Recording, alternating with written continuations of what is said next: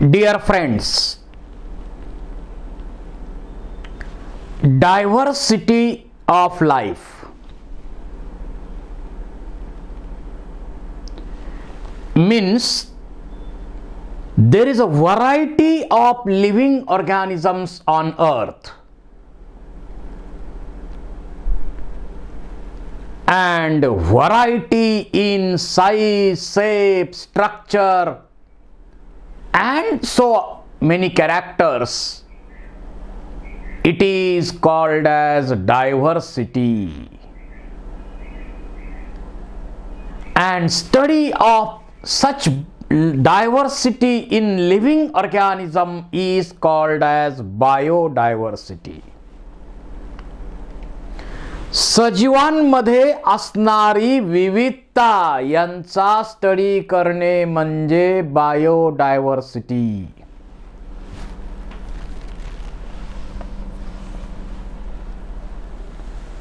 The number and types of organisms present on earth refers to biodiversity.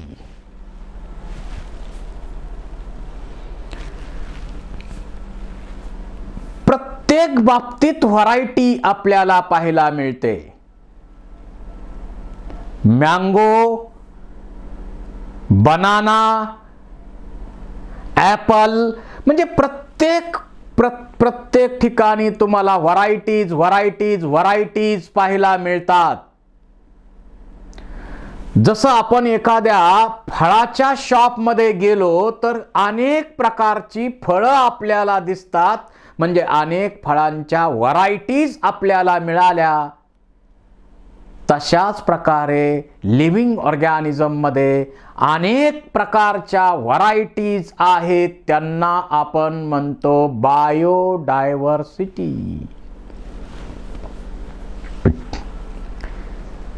आणि या अर्थवरती इतक्या मोठ्या प्रमाणावर स्पीसीज आहेत,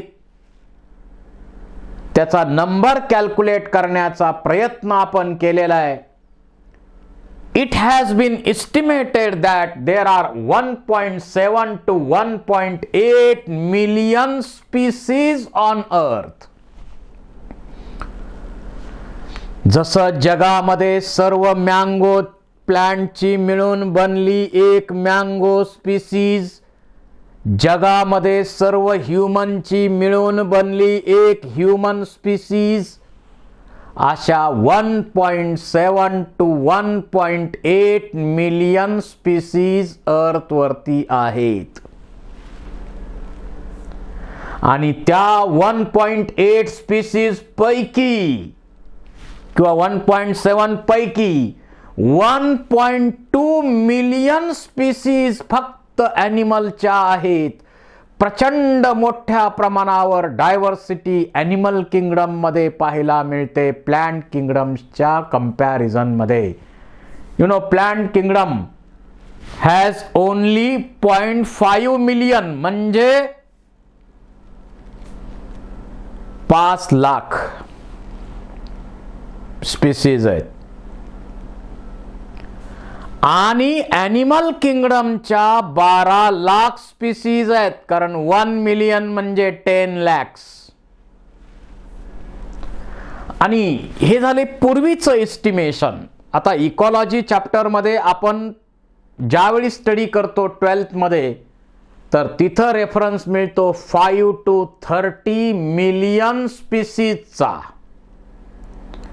पण ठीक आहे, आपल्याला NCERT म्हणते तर याप्रमाणे आपण जायचं. एवढ्या मोठ्या प्रमाणावरती स्पीसीज आपल्या पृथ्वीवरती आहेत. मग एवढ्या मोठ्या प्रमाणात असणाऱ्या स्पीसीजचा आपल्याला सिस्टमॅटिक आणि सायंटिफिक स्टडी केला पाहिजे. And systematic and scientific study of species is called as grouping, is called as classification. Living organismचं systematic आणि scientific grouping म्हणजे classification. जसं मी तुम्हाला माझ्या बरोबर 10 गुलाबाच्या फांद्या आणल्या, 10 जास्वंदीच्या फांद्या आणल्या आणि तुम्हाला म्हटलं 20 फांद्या आहेत एकत्र, तुम्हाला म्हटलं याचे 2 ग्रुप मला किंवा याचं ग्रुपिंग करून द्या, तर तुम्ही त्याचे 2 ग्रुप करणार.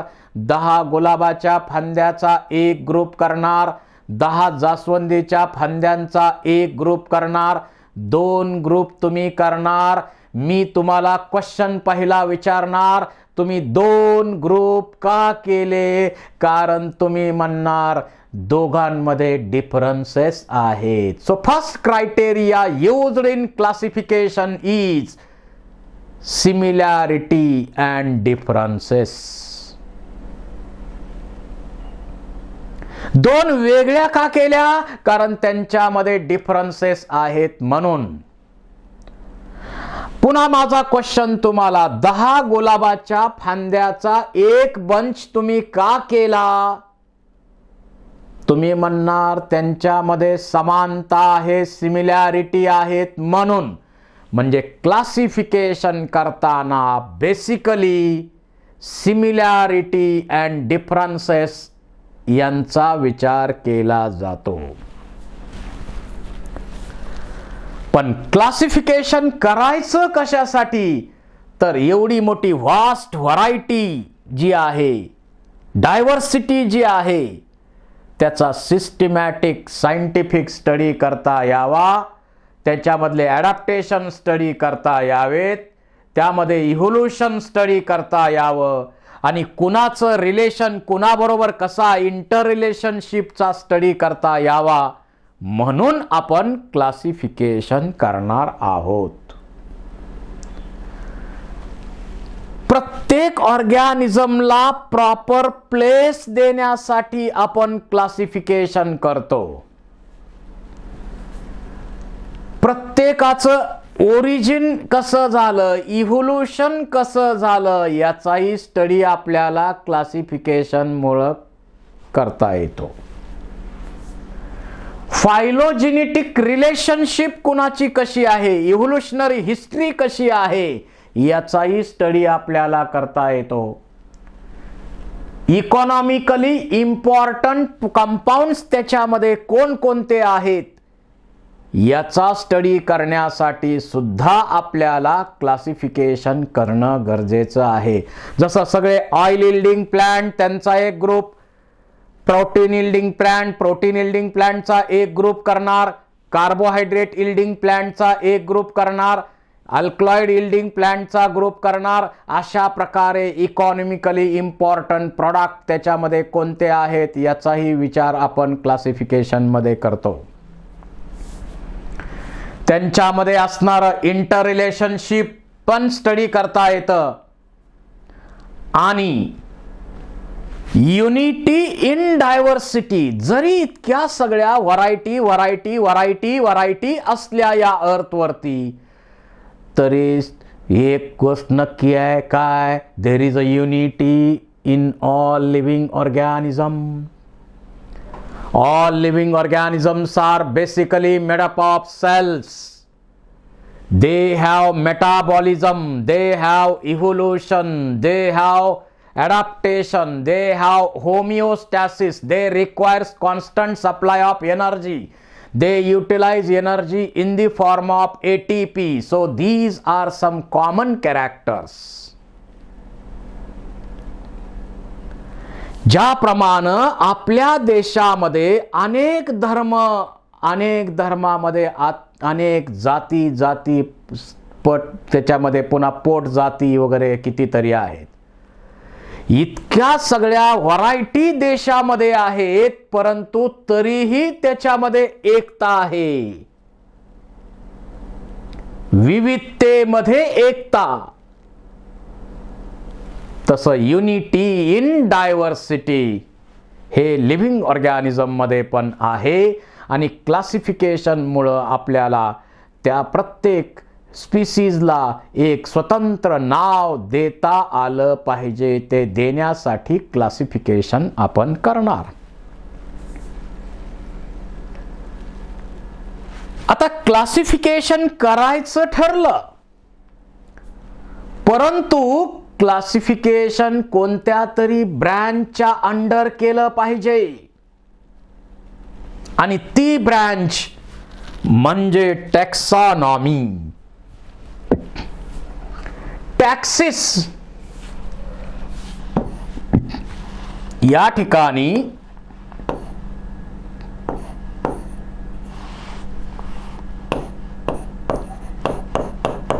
टॅक्सिस आणि नॉमस अशा 2 टर्म्स येतात. टॅक्सिस म्हणजे लॉफुल, नॉमस म्हणजे अरेंजमेंट. लॉफुल अरेंजमेंट, नियमबद्ध रचना, systematic arrangement of living organism. आणि ही टर्म सुरुवातीला A.P. डे कॅन्डोली नावाच्या सायंटिस्टने वापरली. Taxonomy is branch of biology which deals with study of collection, identification, nomenclature and classification of organism. When taxonomy is concerned with study of plants, it is called as systematic botany. And when taxonomy is concerned with study of animals, it is called as systematic zoology.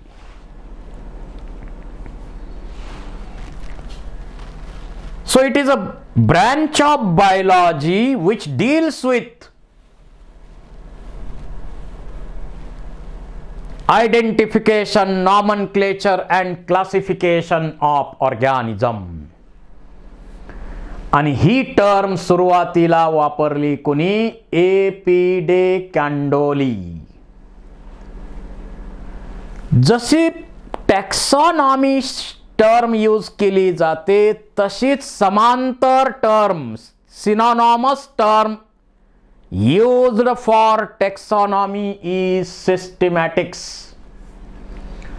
Systematic is branch of science which deals with identification, nomenclature, classification and evolution of organism. म्हणजे taxonomy is synonymous to systematic. त्यानंतर neo systematic, याच्यामध्ये फक्त काय केलंय? Species to be the product of evolution. This term was given by Julian Huxley.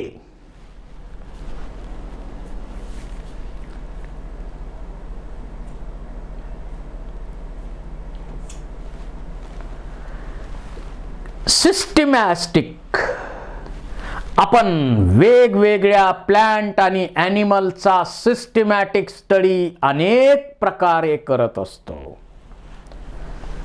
Systematic Latin शब्द Sistema म्हणजे systematic arrangement. It deals with evolutionary relationship between organisms. Living organism मध्ये जी evolutionary relationship आहे त्यांचा study करणारी branch म्हणजे systematic.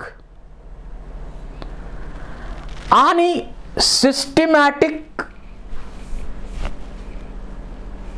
इथं Carl Linnaeus नावाचा scientist होऊन गेला. अपसला युनिव्हर्सिटी मध्ये प्रोफेसर होता हा. त्यांनी सिस्टिमा नेचर नावाचं बुक लिहिलं आणि यानेच बायनॉमियल नॉमनक्लेचर सिस्टीम म्हणजे नाव द्यायची सिस्टीम यानेच सांगितलेली आहे. अनेक पुस्तकं लिहिली त्यांनी.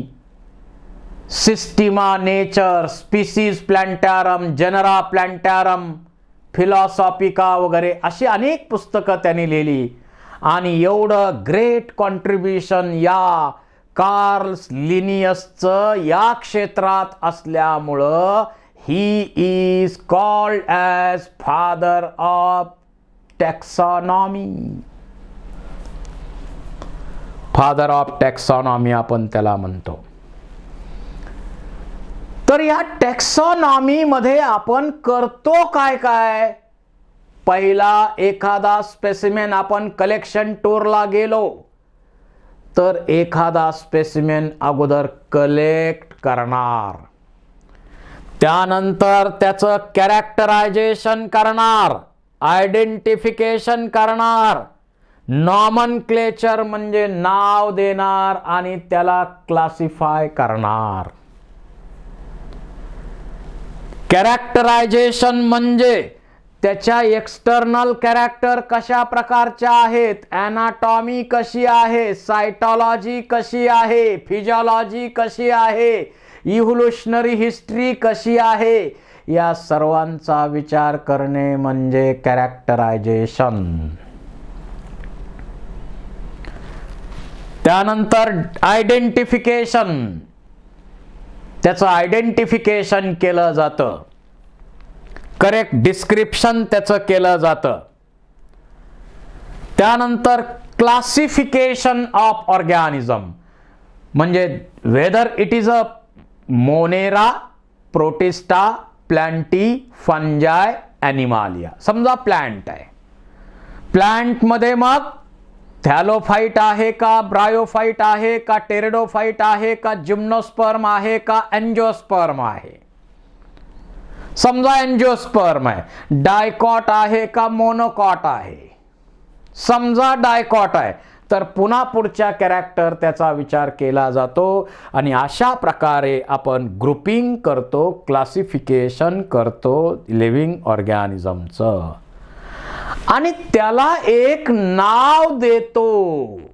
नाव देण्याची पद्धत म्हणजे नॉमनक्लेचर. इथं आंबा म्हणतोय आय एम अ मॅन्जिफेरा इंडिका, मधमाशी म्हणते आय एम अफिस इंडिका. दोघही म्हणतात इंडिका इंडिका. याचा अर्थ असा, या दोघांचंही ओरिजिन कुठं आहे? इंडियामध्ये आहे. तर अशा प्रकारे सायंटिफिक नावं आपण त्यांना दिली पाहिजेत, देतोय. आता टॅक्सॉनॉमीच्या ज्या महत्वाच्या ब्रांचेस भरपूर आहेत, पण त्यातल्या महत्वाच्या ब्रांचेस कोणत्या? कीमोटॅक्सॉनॉमी म्हणजे क्लासिफिकेशन करताना केमिकल कॉन्स्टिट्युएंटचा विचार करणे म्हणजे chemotaxonomy. Numerical taxonomy, number of characters, कॅरेक्टरच्या नंबरचा डेटा कॉम्प्युटरला फीड करणार आणि सारख्या कॅरेक्टर किती आहेत आणि डिफरंट कॅरेक्टर किती आहेत याचा विचार करून क्लासिफिकेशन करणार. त्याला आपण म्हणतो न्यूमेरिकल टॅक्सॉनॉमी. सायटोटॅक्सॉनॉमी म्हणजे सायटॉलॉजिकल म्हणजे सेलच्या कॅरेक्टरचा स्टडी करणे आणि कॅरिओटॅक्सॉनॉमी म्हणजे न्यूक्लियस. कॅरिऑन म्हणजे न्यूक्लियस म्हणजेच क्रोमोसोमचा विचार क्लासिफिकेशन करताना करणे. क्लॅडिस्टिक टॅक्सॉनॉमी म्हणजे similarity due to common phylogeny evolutionary रिलेशनशिपचा विचार करणे म्हणजे क्लॅडिस्टिक टॅक्सॉनॉमी.